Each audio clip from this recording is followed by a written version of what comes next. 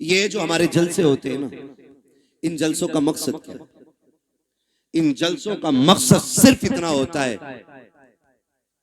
ताकि हम इन जलसों में आके ये सीखें कि हम दुनिया में आए क्यों आए, हमारे दुनिया में आने का मतलब क्या था। आए, इमारतें बनाई, बिल्डिंगें बनाई, प्लॉट खरीदे, चले गए। क्या ये मकसद था? क्या ये हद है? क्या इसीलिए हम आए हैं? नहीं, आला हजरत ने बात साफ कर दी।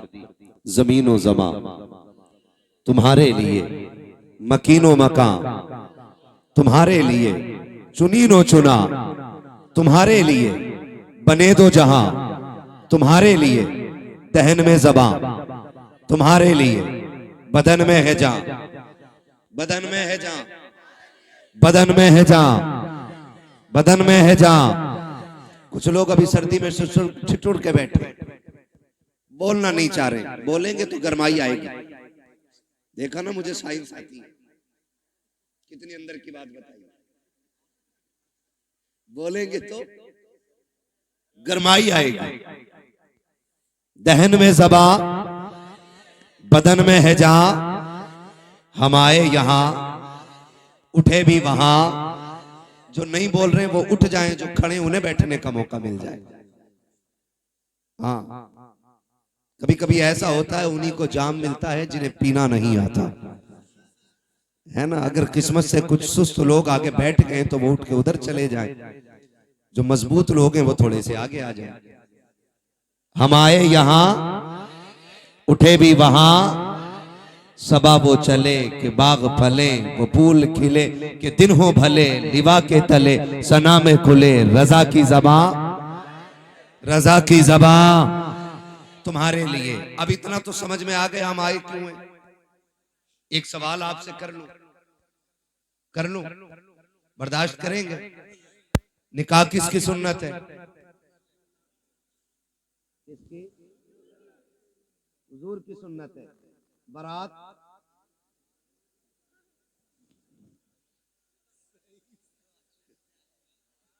नहीं। और ये बेटी के घर जाके जो ठलुए रोटी तोड़ते हैं, ये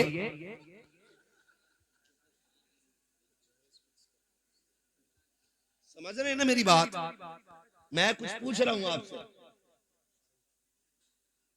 दिल्ली गए थे बचना है ना, जो बारात में जाके रोटी तोड़ते हैं, ये निकाह क्या है? बोले जिनका हो गया वही क्यों बोल रहे हैं? बोलो जरा, क्या है? किसकी?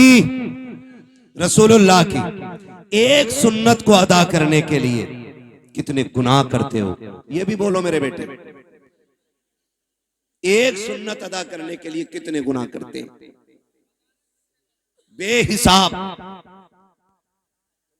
निकाह हुजूर की सुन्नत है, और एक सुन्नत अदा करने के लिए क्या क्या न किया। अगर हम आगाज करें जिंदगी का, खुदा सबके बेटों को जवानी दे, बड़ी बात है। इसलिए कि बेटे के सर पे सेहरा देखना ये माँ का सबसे बड़ा ख्वाब है। घर में चांद सी दुल्हन लाना ये माँ का बहुत बड़ा ख्वाब होता है। जब बेटा बाप के कंधे के बराबर खड़ा होता है ना, तो बाप का सीना फख्र से ऊंचा होता है, झुकता नहीं है। बाप का सीना फख्र से ऊंचा होता है। अल्लाह ने मेरे बेटे को जवानी दी है। जब खुदा जवानी दे ना, तो फिर खुदा को ना भूलना। क्या करना है? खुदा को नहीं भूलना है। यही असल है।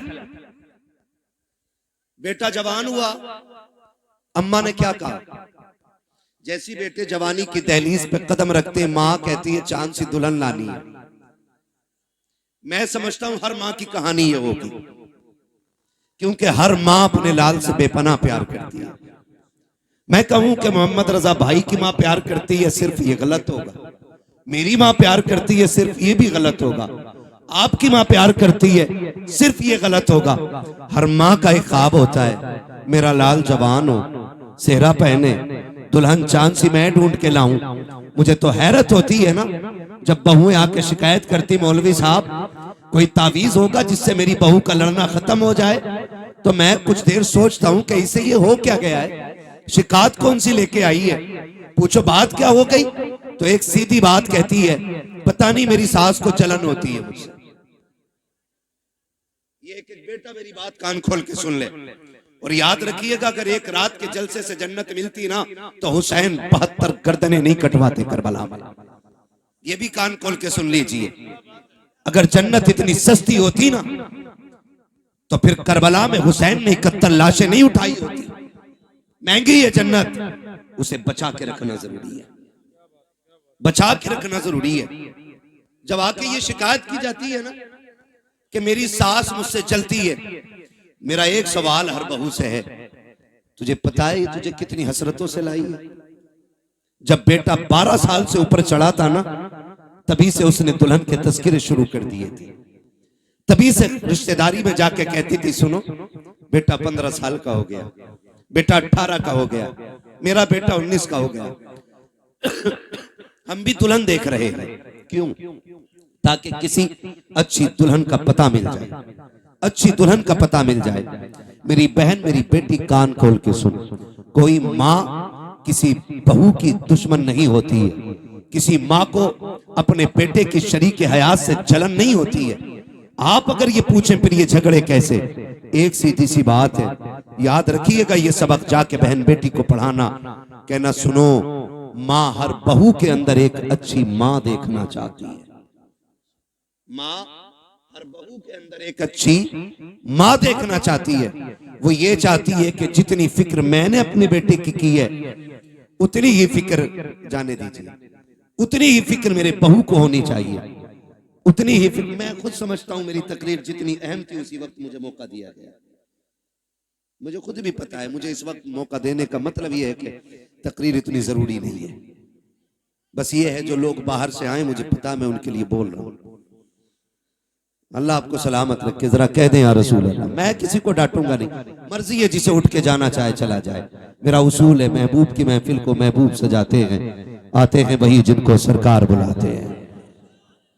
तो एक बहू के अंदर माँ, एक अच्छी माँ देखना चाहती है। तो ये जो शिकायतें चल रही है ना छोटी छोटी, कहीं ना कहीं हमने इनमें कमियां की, कहीं ना कहीं हमने इसमें गलत किया।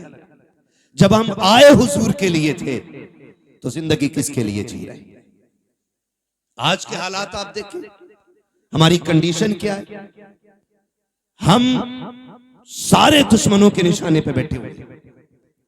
आज सारी इस्लाम दुश्मन ताकतें मुत्तहिद हो गई और सबका एक ही मिशन है, मुसलमानों को मिटाया जाए, इस्लाम खत्म किया जाए। मैं कसम खा के कह सकता हूं सुबह कयामत तक न मुसलमान मिट सकता है और ना ही इस्लाम मिट सकता है। इसलिए कि इस इस्लाम की बुनियाद इस उम्मत को मेरे नबी ने बनाया है और इस दीन की हिफाजत मेरा खुदा कर रहा है। फानूस बन के जिसकी हिफाजत हवा करे, वो शम्मा क्या बुझे जिसे रोशन खुदा करे। तो ये दीन मिट नहीं सकता है, लेकिन आपको होशियार होने की जरूरत है, आपको होश में आने की जरूरत है, आपको होश के नाखून लेने की जरूरत है। कितनी तेजी के साथ बेटियां मुर्तद हो रही हैं। आपके बरेली सबसे आगे इस लिस्ट में है कि सबसे ज्यादा अगर दीन छोड़ा है तो आपके बरेली की बेटियों ने दीन छोड़ा है। मैं खुल के कह रहा हूं आपसे, क्या किया हमने उनके लिए, कितनी तहरीकें चलाई, कितनी तंजीमें बनाई, कितनी कमेटियां बेटियों की हिफाजत के लिए बनाई गई, मुझे बताया जाए। बस जितनी देर खबर आती है बेटी फला की भाग गई, उतनी देर गुस्सा आता है, उतनी देर प्लानिंग होती है, अगला सूरज निकला फिर वही बेढंगी चाल। कौन बचाएगा इन बेटियों को आकर के? क्या फिर से उमर इब्न खत्ताब को आना है? क्या फिर से शेर खुदा को आना है? क्या फिर कोई सलाहुद्दीन आएगा? क्या फिर कोई मोहम्मद बिन कासिम आएगा? क्या फिर से किसी खालिद बिन वलीद को आना है? नहीं, जिनको आना था आ चुके। अब या तो तुझे खालिद बिन वलीद बनना है या मुझे खालिद बिन वलीद बनना है। ये बात कान खोल के सुन लीजिए। मुझे नारों की जरूरत नहीं, तुम्हारी वाह की जरूरत नहीं। मेरा उसूल है, मैं आईना को दिखाऊंगा दाग चेहरे के, जिसे खराब लगे सामने से हट जाए। हमें फैसले करने पड़ेंगे, हमें जजमेंट लेना पड़ेगा, यहां बैठ करके ये इत्तेफाक राय करना पड़ेगा कि बेटियों को बचाना कैसे। किसी की एक गई, एक के जाने से कोई फर्क नहीं पड़ता है, लाखों भी चली जाएं तो इस्लाम पे फर्क नहीं पड़ता है। इसलिए कि इस्लाम शान वाला था, शान वाला है, और शान वाला तकलीफ कब होती है? जब वो किसी गैर के बिस्तर पे बैठ के कहती है मैं अब्दुर्रहमान की बेटी हूं, मेरा नाम फातिमा है, तब दिल धड़कना छोड़ देता है, तब जी में आता है ये नाम लेने से पहले इसकी जबान कट क्यों नहीं गई। हमें सोचना पड़ेगा हम कर क्या रहे हैं। आबादी कम है हमारी, तादाद कम है हमारी, मुझे बताओ पैसा कम है हमारे पास जितना पैसा आया हमने या तो प्लॉट खरीदे या होटल बनाए या हमने बिजनेस आगे बढ़ाया, लेकिन कौम के फ्यूचर के बारे में किसी ने नहीं सोचा। मुखालफत नहीं करता मोहम्मद रजा भाई, हर बस्ती में कई कई मदरसे हैं, होने चाहिए, हर इलाके में खानका है, होनी चाहिए, लेकिन मुझे बता तो सही जिस इलाके में कई मदरसे हैं, खानकाहें हैं, मज़ारात हैं, उन इलाकों में इस्लाम की शहजादियों की तालीम हासिल करने के लिए एक अच्छा इदारा क्यों नहीं है, अच्छे स्कूल क्यों नहीं है। हम तो कहते हैं बेटियों को IAS बनाएंगे, बनाओ तुम्हारी मर्जी है, IPS बनाओ तुम्हारी मर्जी है, MBBS बनाओ तुम्हारी मर्जी है, लेकिन तालीम के नाम पे ये जो नंगा नाच हो रहा है इसे रोकना पड़ेगा, इसे रोकना पड़ेगा।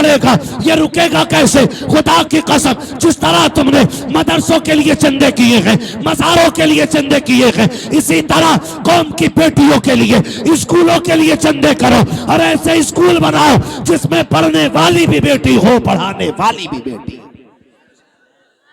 ये कौन बनाएगा? ये कौन बनाएगा? क्या कोई आएगा? और नहीं, मैं सच कहता हूं, 3 चीजों से बेटियां हमारे हाथ से गई। नंबर 1 ऑनलाइन पढ़ाई, इसने बेटियां छीन ली। नंबर 2 ट्यूशन, इसने बेटी छीन ली। नंबर 3 शादियों के बढ़ते खर्चे, इन्होंने बेटियां छीन ली। और ये कितनी कसरत से हमारे बीच में, ये खुद फैसला करें हम लोग। जब तक ऑनलाइन पढ़ाई नहीं थी, किसी को रजाई में छुप के मोबाइल चलाने की इजाजत नहीं थी। जब से ऑनलाइन तालीम आई, बाप की मजबूरी बन गई, ऑनलाइन छोटे फोन पे नहीं हो सकती है, बड़े फोनों पे।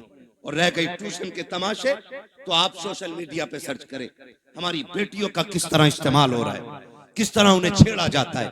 मैं आपकी बेटी पे एतराज नहीं कर सकता, मैं कहता हूं आपकी बेटी शरीफ होगी, लेकिन जहां जाके बैठ रही है वहां तो सारे शरीफ नहीं है, वहां तो सारे शरीफ नहीं है। और इस तरह मिजाज बनाया गया, 2 लड़कों के बीच में एक लड़की बैठाई जाती है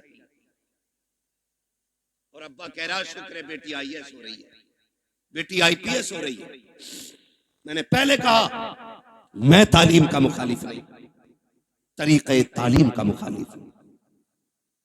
जिस तरीके से बेटियां पढ़ाई जा रही हैं, हम अपनी कौम को एक स्कूल न दे सके, एक कॉलेज न दे सके जिसमें पढ़ने वाली भी बेटी होती, पढ़ाने वाली भी बेटी होती।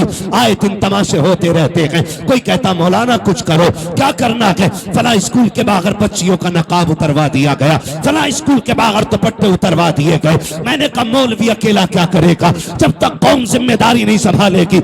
एक मौलवी क्या क्या करेगा? जलसे भी संभाले, मदरसे भी संभाले, मस्जिदें भी संभाले, खानकाहें भी संभाले, महफिलें भी संभाले, इलाके भी संभाले, जिम्मेदारी स्कूलों की भी। मौलवियों के सर डालना चाहते हो, निकलो कमाई के चक्कर से, थोड़ा सा आगे बढ़ के ऐसे स्कूल बना दो ताकि किसी की जरूरत ना हो, कोई तेरी बेटी का नकाब उतार सके, कोई उसके सर से दुपट्टा उतार सके।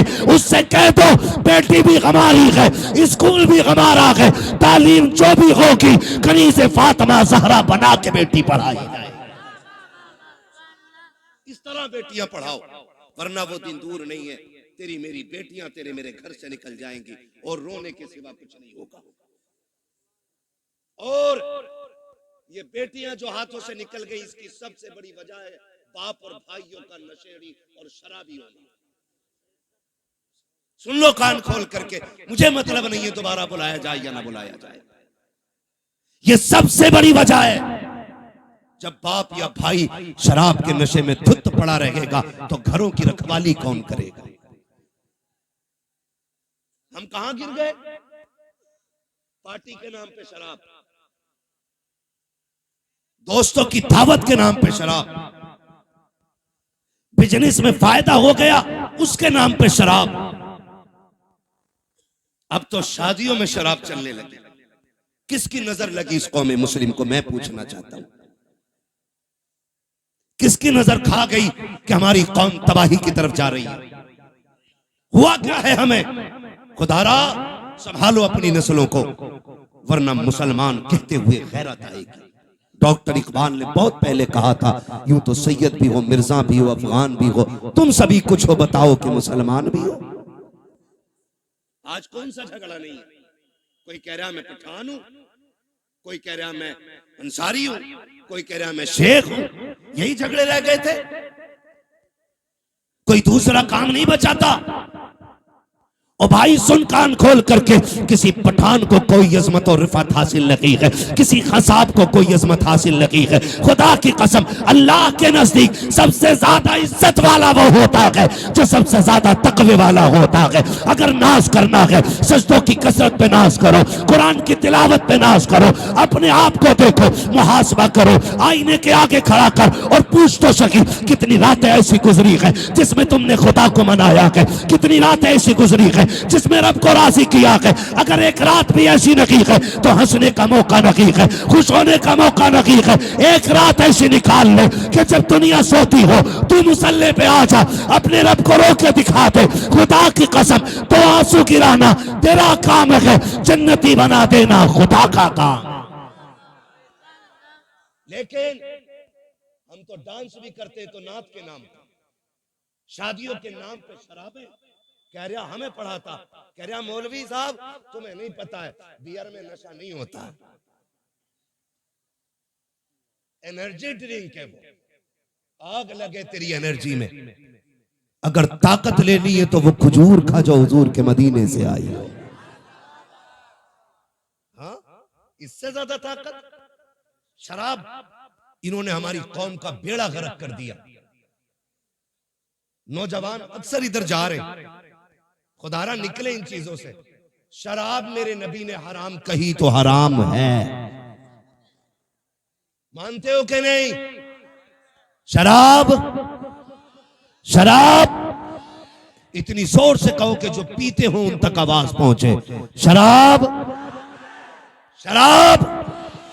और जिस चीज को मेरे नबी ने ठुकरा दिया, कोई माई का लाल उसे हमारे होठों तक नहीं ला सकता है। हाँ, हुजूर के गुलाम हम आज जबान कह रहा बियरी तो है, मार दिए एक दो गिलास, बेड़ा गर्क हो जाएगा, कोई मसला नहीं ना बेटे ना। वो इसलिए कह रहे बेटे, वो देख रहे, तुमसे कोई तकलीफ नहीं है भाई, तुम बैठो बैठो। हाँ, तवज्जो है सारे लोगों की? बेटे नहीं लिया तो तू तकसीम कर ले, मैं कर। तवज्जो है ना सारे लोगों की? शराब डूब गए इसमें जाकर के। याद रखिएगा, शराब पीने वाला ना अच्छा शोहर हो सकता है, ना अच्छा बाप हो सकता है, ना अच्छा भाई हो सकता है, ना अच्छा बेटा हो सकता है। और याद रखिएगा, मुआशरे की एक बीमारी का नाम शराबी है। इतनी बुरी चीज, जो शराब पीता है उसके घर की इज्जत महफूज नहीं रहती, उसके घर की बहन बेटियां बाहया नहीं होती। अगर किसी को घर की इज्जत को आग लगाना हो तो शौक से शराब पिए जाके। आखिरत का अजाब अलग बात है, मैं दुनिया के अजाब बता रहा हूं। तो कभी भी शराब के करीब नहीं जाएंगे इंशाअल्लाह, शराब के करीब नहीं जाएंगे इंशाअल्लाह। पार्टी के नाम पे मेरे भाई शराब आई, उसके अलावा एक बीमारी और, शादी में शराब आ गई। अब एक तमाशा और चल गया, हल्दीराम। नमकीन की बात नहीं कर रहा हूं मैं, हल्दी हल्दी ये चल गई है नारा सब, आए दिन फेसबुक पीला पीला दिखता है। अब हल्दी डे, हैप्पी हल्दी है। इतनी धुन से तो शबे बारात का एहतमाम नहीं करते जितनी धुन से हल्दी का कर रहे हैं। यूं तो सैयद भी हो, मिर्जा भी हो, अफगान भी हो, तुम सभी कुछ हो बताओ कि मुसलमान भी हो। क्यों लगती है हल्दी भाई? गोरा होने के लिए। भैंस को 4 दिन हल्दी में डुबा के रखते, काली की काली रहेगी वो गोरी। तूने हल्दी क्यों लगाई? हाँ इमाम साहब ये बात बोल देना, इनका हिसाब करो, मेरे लल्ला की शादी से जल गए। क्यों इन पे लल्ला नहीं है? ये कंडीशन होती है। असल में बात क्या है ना, लोग उन्हें धुन से सुनते हैं जिन्हें पैसा देना पड़ता है। जो महीने के 10,000 लेता तो उसकी बात भी नहीं सुनते। ये भी कड़वी सच्चाई है। कभी ये सोच रहे हो कि अपनी जमात के खिलाफ ना, मैं जानता हूं। तो ये कंडीशन हल्दी की, हल्दी इसलिए लगती है ना कि गोरा हो जाए। गारंटी है मेरी जात, जिसकी शादी हो ना उसे 4 दिन हल्दी ना लगा, 10 दिन एतकाफ की नियत करा के मस्जिद में बैठा दे,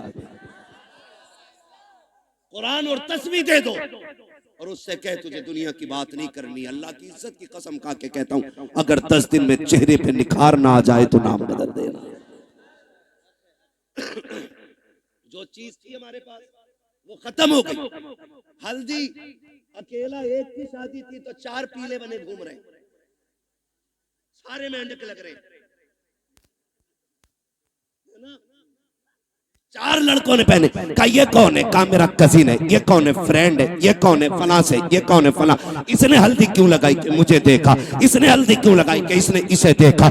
हमने हल्दियों के तमाशे इतने कर दिए, हम शरीयत भूल बैठे, दीन पर से पुश्त डाल दिया। क्या इसी को इस्लाम कहा जाता है? खुदा के वास्ते सुधर जाओ, वरना कौम को तबाही से कोई नहीं बचा सकता है। क्या तमाशे हल्दी के नाम पे नहीं हुए? खुदा की कसम, हल्दी पे देखो तो सही, हाथों में घुनघुने बांधे गए। जिन मर्दों को कुछ पहनने की इजाजत न की, उन्होंने हाथों में घुनघुने पहने, गले में भैंस वाली जंजीर पहनी। क्या हो रखा है? कैसे इज्जत बढ़ती है, शान बढ़ती है। खुदा की कसम खा के कहता हूं, जिसको दाढ़ी भारी लगती हो उसके सोना पहनने से इज्जत नहीं बढ़ती है। अगर इज्जत बढ़ानी है, सोने को ठोकर मार, दाढ़ी को सीने से लगा। सोना देख करके बेवकूफ इज्जत करेगा, दाढ़ी देख करके खुदा के फरिश्ते इज्जत करने लग जाते हैं।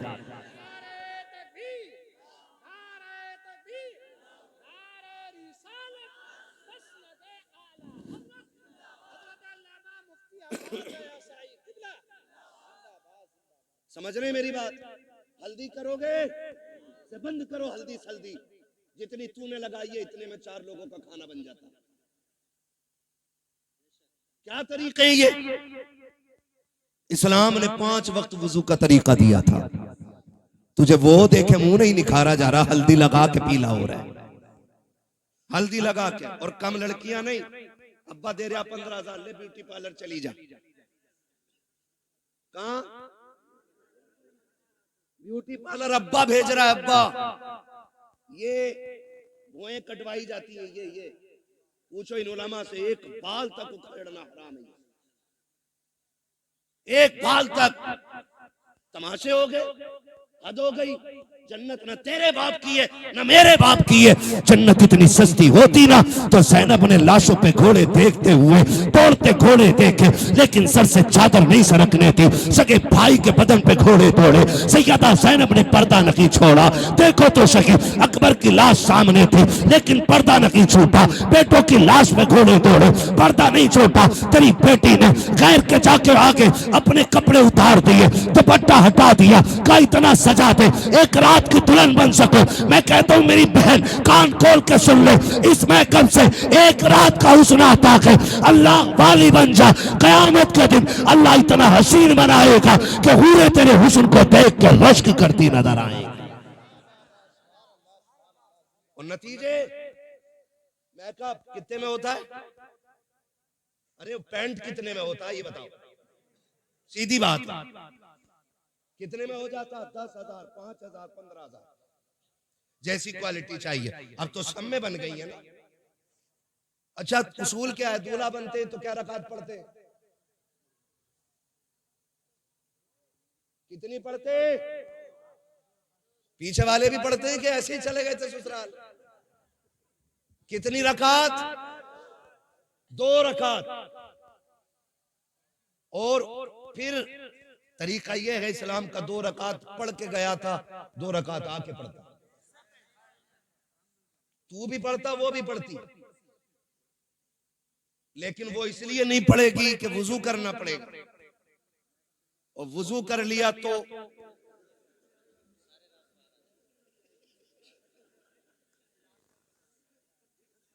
मसला पुट्टी छूट जाएगी। बच्चा कह रहा अगर वुजू कर लिया तो पुट्टी छूट जाएगी। ये राज सारे ही जानते हैं। हाँ? अब नुकसान जानते हो? जब पहली रात देखा था तो लग रही थी परी की बच्ची, अगले दिन जब देखा ना तो लग रही थी चुड़ैल की बच्ची। इसके नुकसान आप जानते हैं? इंसान की नजर में जो चेहरा समा जाता फिर उसको उसी चेहरे से मोहब्बत होती है। अगर वो बदल जाए तो मोहब्बत कम हो जाती है। यही वजह है जो तलाक कसरत से हो रही है। याद रखिए, यही वजह है जो तलाक कसरत से हो रही है। ए मेरी बेटी खातून जन्नत के दर की कनीज कहलाने वाली, जरा सोच तो सकी, तुझे रब ने बाहया बनाया था, तेरी गोद में सलाहुद्दीन आया, तेरी गोद में खालिद बिन वलीद आए, तेरी गोद में उमर इब्न खत्ताब आए, तेरी गोद में अबू बकर सिद्दीक आए। तू नबी तो ना बन सकी, लेकिन नबियों को जन्म देने का शरफ तुझे दिया गया है। तू नबी तो ना बन सकी, लेकिन नबियों को तूने गोद में लेकर लोरियां दी है। रब ने तुझे बड़ा मकाम बख्शा था, बड़ी इज्जतें अता की थी। आज क्या हो गया है? तेरी गोद में आने वाला डांसर तो हो रहा है, कुरान का कारी नहीं हो रहा है। तेरी गोद में आने वाला बदमाश तो हो रहा है, लेकिन नबी के दीन का आलिम नहीं बन रहा है। क्या हो गया है? क्या जात बदल गई है या तरीके बदल गए हैं? ए मेरी कौम के शहजादी हो, आज भी औरत हो, कल भी तुम औरत थी, आज भी तुम्हारी गोदों में आ रखे हैं बच्चे, कल भी तुम्हारी गोद में बच्चे आते थे। लेकिन फर्क है, आज शादी से एक दिन पहले बेगैरती की चादर ओढ़ के गैरों के सामने चेहरे खोल देती हो, खुदा की कसम। लेकिन कल की औरतों का उसूल ये था, हजरत मौलाए कायनात मौला अली का दौरे खिलाफत है, इस्लाम की शहजादी यकात के साथ गुजर के जा रही है। रास्ते में एक नौजवान गुजरा, हवा का झोंका आया, उसने बच्ची के चेहरे से नकाब उड़ा दिया। न बच्ची ने नौजवान को देखा, न बच्ची को देखने की खबर है। जैसी कपड़ा हटा, झोंका आया, उस नौजवान की निगाह उस लड़की की आंखों पे पड़ जाती है। इतनी खूबसूरत आंखें कि दिल दे बैठा। घर आया, खातिमा को बुलाया, कब पता तो करो फला खातून कौन है, कहाँ की रहने वाली है, उसकी आंखें इतनी खूबसूरत है। खातिमा ने पता लगाया, कहा फला की बेटी है, फला घर में रहती है। उसने कहा उस तक मेरी शादी का पैगाम पहुंचा दो। कोई बदतमीजी नहीं, कोई बदमाशी नहीं, कोई चैटिंग, कोई कॉलिंग नहीं है, सिर्फ एक बार देखा है, आंखों पे दिल आ गया, पैगाम भेज दिया है रिश्ते का, कहा मैं उससे निकाह करना चाहता हूँ। खातून गई जाके कहती है, बेटी फला नौजवान तुझसे निकाह करना चाहता है। बच्ची ने कहा था वो मुझसे निकाह क्यों करना चाहता है? कहा वो तेरी आंखों का आशिक बन बैठा है। कहा उसने मेरी आंखें कहाँ देखी? कहा तू कल चौक में जा रही थी, हवा के झोंके से दुपट्टा हटा, उसकी निगाह तेरी आंखों पे पड़ गई थी। ए बेटी वो तेरी आंखों का दीवाना बन बैठा है। उसने कहा माई ठहर अभी आती हूँ। अंदर गई, जब बाहर आई है, एक हाथ में चाकू था, दूसरे हाथ में तश्त में रखी हुई आंखें हैं। उसने कहा माँ ये जाकर के आंखें उस नौजवान को दे दीजिए। औरत ने देखा चेहरे पे खून बह रहा है, तश्त में रखी हुई आंखें हैं। कहा बेटी हाय ये क्या कर दिया? कहा जाओ जाके नौजवान को दे दो और उससे कह दो तेरी निगाह इन आंखों पे पड़ गई है, मुझे कयामत में खातून जन्नत के सामने जाना है। अगर इन आंखों की वजह से उनके सामने शर्मिंदगी उठानी पड़ी तो मेरे जीने का मतलब खत्म हो जाएगा। कामी ये आंखें इसलिए निकाल दी है कि जिन आंखों की वजह से आका के सामने शर्मिंदा होना पड़े, मुझे उन आंखों की कतई जरूरत है ही नहीं। जिंदाबाद जिंदाबाद, सुभान अल्लाह सुभान अल्लाह। इस्लाम की शहजादियां, और आज जाकर के कपड़े उतार दिए, दुपट्टे हटा दिए। क्या उम्मीद रखते हो ऐसी औरतों की गोद में सलाहुद्दीन आएगा? क्या हो गया? तरीके बदल गए, जमीन और जमा तुम्हारे लिए मकीनो मकान तुम्हारे लिए हम मसला के आला हज़रत के नाम पे नारे टट के लगा लेते। कौन है मसला के आला हज़रत पे बताओ, कितने हो? उनकी जिंदगी हम देखें और फिर अपनी जिंदगी देखें। कोशिश करें अल्लाह हमें आला हज़रत के तरीके पे चलाए। हाँ, समझने की भी जरूरत है और पढ़ने की भी जरूरत है।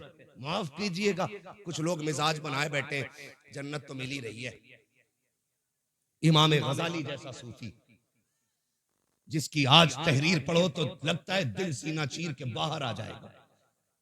मुकाशिफतुल कुलूब पढ़ने बैठ जाओ तो रोंगटा रोंगटा खड़ा होता है। जिसकी तहरीर में इतना असर है उसकी जात में कितना असर होगा।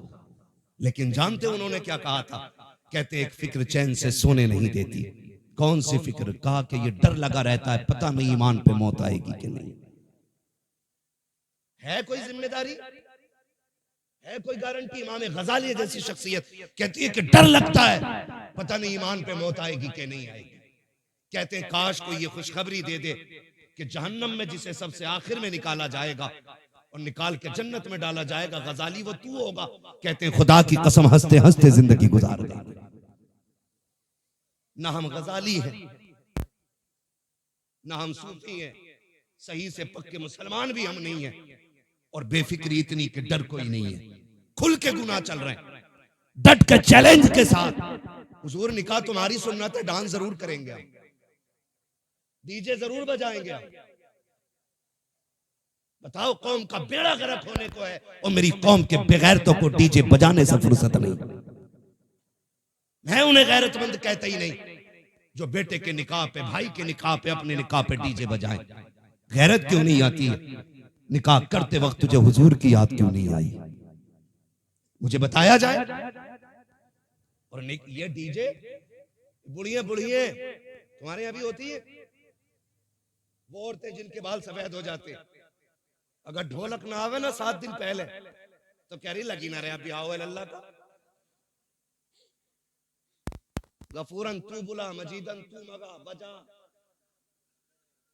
इसके पैर कब्र में लटक गए और इसे बिना ढोलक के मौज ही नहीं आ रही। 3 बजे खीले लेके लौट रही है ढोलक में से, और इससे ईशा की पढ़ने कहते तो कहते घुटने काम ना करते। मुसल्ले पे उठा नहीं जा रहा इससे, और नाली ऐसे कूदती चली जा रही है जैसे हिरन जा रहा है। ये कंडीशन है। जिन हाथों में जिस उम्र में तस्बीह होनी थी उनमें ढोलक है, फिर रोना किस बात का है? इसी वजह से बेटे शराबी बन गए। जब माएं नचनियां होंगी ना तो फिर बेटे सलाहुद्दीन नहीं बनने, फिर शराबी और जुआरी बेटे पैदा होंगे। इसलिए कि मां का ही कदम अच्छा नहीं था, मां का ही कदम अच्छा नहीं था। खुदारा रवैये बदलो, अपने रवैये, और ये ढोलक खत्म होगा इंशाअल्लाह। खत्म करेंगे इंशाअल्लाह, वादा कर रहे हैं इंशाअल्लाह। 7 दिन पहले ढोलक बजा, बातें बहुत सारी हो जाएंगी, वक्त मेरा मुकम्मल हो चला है। मैं आपसे चंद बातें कहना चाहता हूं। थके तो नहीं हो ना अभी आप? मेरी बात समझ में आ रही है ना? मैं जानता हूं आप 5 घंटे से लगातार साउंड की आवाज कानों से आपके टकरा रही है। आप थके न थके, पर्दे थक गए होंगे, ये फितरत है। मगर आपसे मैं चंद बातें कहना चाहता हूं। होता क्या है, क्या दिन पहले डीजे बज रहे आजकल,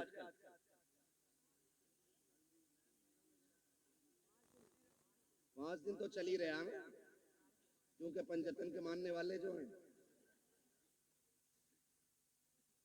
पहले, अच्छा डीजे की कोई तखसीस है कि बेटे में बजेगा या बेटी में? अब तो हो रहा है कि नहीं? कोई ऐसा भाई है जिसे बहन प्यारी ना हो?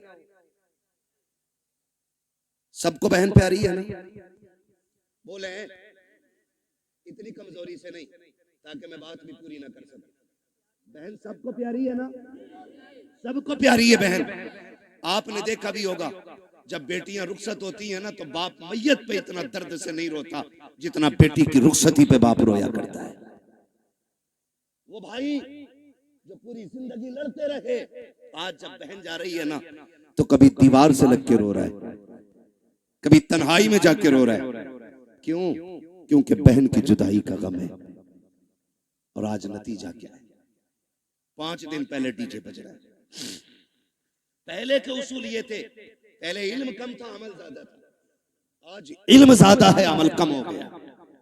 पहले लोग जाहिल जरूर थे, लेकिन जब बेटियों की रुखसत की बारी आती थी, बाप 3 दिन से खाना कम कर देता था, भाई की भूख भाग जाती थी, लोग मना के खिलाते थे, यार खाता क्यों नहीं है। बाप बेटी का चेहरा देख के रोया करता था, मेरे जिगर का टुकड़ा जाने वाला है, इसके बगैर घर में कैसा लगेगा। भाई चुप चुप के रोया करता था, बहन चली जाएगी कैसे ख्याल रहेगा घर में, इसके बगैर कैसे रुका जाएगा, ये ख्याल रुलाया करता था। बाप भाई 3 दिन पहले रोया करते थे। आज हैरत की बात यह है, 3 दिन पहले डीजे बजना शुरू हो जाता है। ऐसा लगता है बहन को रुखसत नहीं कर रहा है, घर की भला टाल रहा है, आई हुई मुसीबत घर से निकाल रहा है। और तुम्हें खुदा का वास्ता, तुम क्या जानो जब बेटियां रुखसत होती हैं, जाओ किसी बाप से जाके पूछना, तू बेटी की रुखसती पे इतना क्यों रोया है। इतना तो बेटे के जनाजे पे भी नहीं रोया था। तो बाप हाथ जोड़ के कहेगा, मेरी बेटी 18 साल मेरे आंगन में रखी, 22 साल मेरे दरवाजे पे रखी। मौलाना इतना जानता हूँ, मैं गरीब जरूर था लेकिन गलीज नहीं था। मैंने बेटी को चटनी से खिलाई लेकिन खैर के आगे हाथ फैलाने नहीं दिया। मैंने बेटी को सूखी रोटियां खिलाई लेकिन किसी के आगे रुसवा होने नहीं दिया। आज रोना इस बात पे आ रहा है, बेटी पराए घर जा रही है, देखने में तो अमीर है, देखने में तो पैसे वाले हैं, एक ख्याल रुला रहा है, खुदा जाने बेटी को आज के बाद इज्जत से टुकड़े मिलेंगे या गाली पहले मिलेगी, रोटी बाद में मिलेगी। मौलाना ये फिक्र सता रही है, आज के बाद मेरी बेटी को भूख पहले लगेगी, आंसू पहले आएंगे, ये ख्याल रुला रहा है। ये कह के बाप की चीखें निकल जाती है। तुमसे हाथ जोड़ के गुजारिश करता हूँ, बेटियों की रुखसती पर शैतान के तमाशे न लाना, बेटियों की रुखसती पर बाजे काजे न बजाना। खुदा तौफीक दे, तेरे पास वक्त है, मस्जिद में चले जाना, जब दुनिया सोती हो मुसल्ले बिछा के बहन की इज्जत की भीख मांग लेना, अल्लाह से उसकी इज्जत के टुकड़े मांगना, कहना मालिक हमारी बहन कल जाने वाली है, अब तक हमारे बीच में थी, या अल्लाह ये कल चली जाएगी, मेरे मालिक रूखी खिलाना, ये मुर्गा खिलाना, इतना करम कर देना, जिल्लत से बचा के इज्जत के लुकमे खिलाता रहे। तकबीर, नारे रिसालत, मसलके आला हजरत हजरत अल्लामा मुफ्ती हम्माद रजा शाही किबला जिंदाबाद जिंदाबाद। तो है सारे लोग बंद करेंगे इंशाअल्लाह, सारे वादा करो इंशाअल्लाह। ये तमाशे खत्म करो, बहन की जिंदगी की भीख मांग। हमने बड़े बड़े अमीर घर की बहू को तलाक होते देख ली, हमने देखा है पैसे वालों को हंसी नहीं आती है, हंसते दिल वाले लोग। हंसने के लिए पैसा शर्त नहीं, हंसने के लिए दिल शर्त है। और दिल वही जिंदा होता है जो नबी के तरीके पे होता है। हर दिल जिंदा, बोले हर दिल जिंदा नहीं होता है। खुदारा भीख मांग बेटी की जिंदगी की, कह रब से अल्लाह मेरी बहन को इज्जत देना, वरना जानते हो एक बात, कई बार ना हमारे गलत फैसले बेटियों की जिंदगी को तबाह कर देते, लेकिन बेटियां, खुदा इन बेटियों को सलामत रखे। महबूब के सदके में बड़ी दौलत मिल गई, जितना भी सितम हो जाए कभी ससुराल के ताने बाप को आके नहीं बताती। और हम इसी खुशफहमी में रहते हैं, हमारी बहन तो अच्छी रह रही है, हमारी बेटी तो सुख में रह रही है ना। उसके दिल में झांक के देख कितने जख्म बने हुए हैं। रिश्ते किया करो ना तो पैसे वाला देख के नहीं, दीन वाला देख के रिश्ते किया करो। कैसा दीन वाला? बहन की रुखसती थी 3 दिन बाद और तमाशे चलते रहे, भाई नाचता रहा, बाप कहता रहा यार लड़के तो हैं, इनके भी तो दिल हैं।